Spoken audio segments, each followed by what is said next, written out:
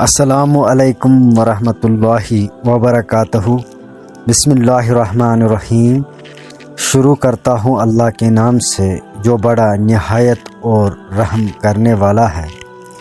آج کے ویڈیو میں ہم حضرت ابو موسیٰ رضی اللہ تعالی عنہ اور ایک شراب نوش کے بارے میں پوری تفصیل کے ساتھ بات کرنے والے ہیں۔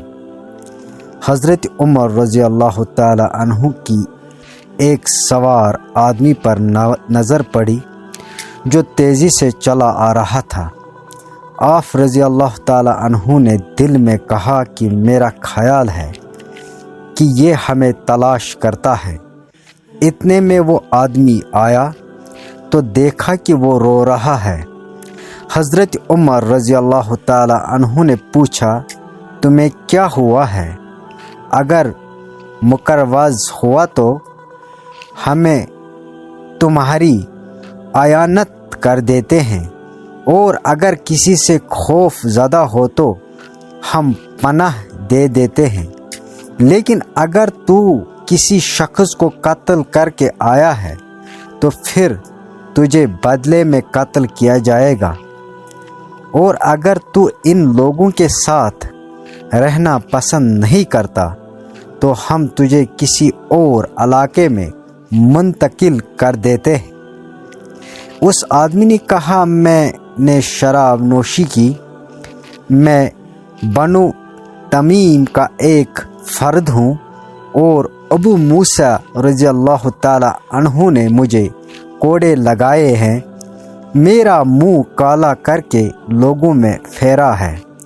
اور ابو موسیٰ رضی اللہ تعالی عنہ نے لوگوں سے کہا کہ وہ اس آدمی کے ساتھ نہ کھائیں نہ بیٹھیں۔ میرے دل میں آیا کہ 3 کاموں میں سے ایک کام کر گزروں، یا تو تلوار کا انتظام کر کے ابو موسیٰ رضی اللہ تعالی عنہ کی خبر لوں اور ان کو اس تلوار سے مار دوں، یا آپ رضی اللہ تعالی عنہ کے پاس حاضر ہو جاؤں اور آپ مجھے شام بھیج دے، کیونکہ شام کے لوگ مجھے نہیں پہچانتے، اور یا پھر میں دشمنوں کے پاس چلا جاؤں اور ان کے ساتھ شامل ہو کر کھاؤں اور پیوں۔ حضرت عمر رضی اللہ تعالی عنہ نے فرمایا، مجھے تمہارے اس عمل سے خوشی نہیں ہوئی۔ میں خود زمانہ جاہلیت میں حرمت سے قبل تمام لوگوں سے زیادہ پیتا تھا، اور یہ زنا کی طرح نہیں ہے۔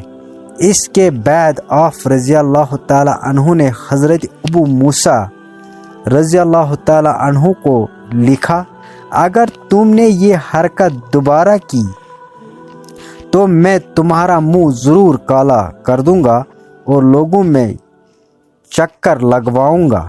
اگر تمہیں میری بات کا حق ہونا معلوم ہو گیا ہے تو لوگوں کو حکم دو کہ وہ اس آدمی کے ساتھ اٹھے بیٹھے اور اس کے ساتھ کھائیں پیئیں۔